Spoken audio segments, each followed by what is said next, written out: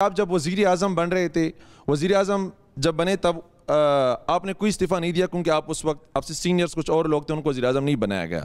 لیکن جب مریم نواز کو انہوں نے سیم بنا دیا تب آپ نے پارٹی چھوڑ دی سر.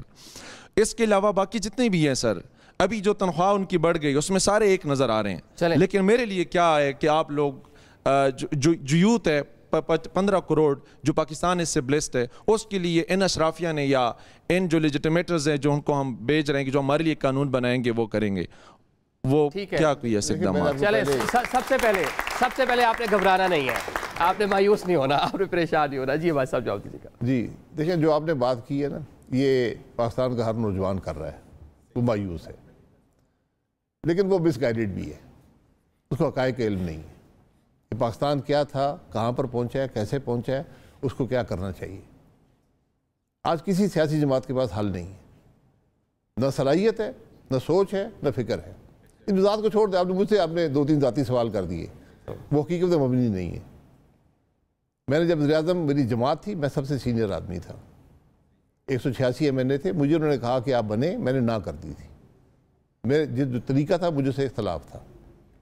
میں نے زندگی میں کبھی نہ عہدہ مانگا ہے، نہ کسی عہدے کی خواہش کی ہے. ایک اصول کے ساتھ ہم چلتے تھے، اس کا نام تھا ووٹ کو عزت دو، یعنی آئین کی بالادستی. جب میری جماعت نے وہ چھوڑ دی تو میں جماعت کے ساتھ نہیں چل سکتا تھا. میرا کسی کے اور عہدے سے تعلق نہیں ہے. میں نے زندگی میں کوئی پارٹی کا عہدہ نہیں رکھا تھا.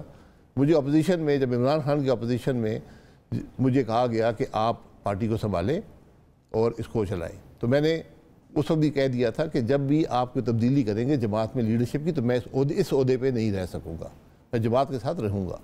تو بہرحال وہ معاملہ گزر گیا. یہ وضاحت اس لیے کہ آپ نے سوال ریز کر دیا. اچھا، طریقہ کار جو بھائی صاحب ایک میرا بھی کوشچن لے طریقہ کار کیا جو شہباز شریف صاحب نے پرائم منسٹر بننا تھا کچھ ٹائم کے لیے، اس طریقہ کار سے اختلاف تھا؟